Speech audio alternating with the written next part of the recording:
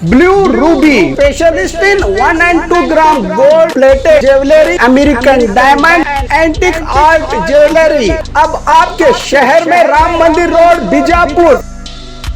1 gram gold shop है हमारी। यहाँ पे हर चीज़ मिलेगी आपको, लॉन्ग नेकलेसेस पकड़ के शॉर्ट्स, सभी हेड टू टो आपको सभी लेडीज आइटम मिलेंगी, जेंट्स आइटम भी मिलेगा, एडी एंटीक और ऑक्सीडाइज सभी चीजें मिलेंगी। क्वालिटी एकदम A1 है, एज इट इज गोल्ड के जैसा दिखता है। आप हमारे शॉप पे एक बार विजिट करिए, देखिए, आपको सेटिस्फेक्शन मिलेगा। Thank you. स्वागत है आपका बी न्यूज नेशन में। मैं हूं आबिद हुसैन शेख।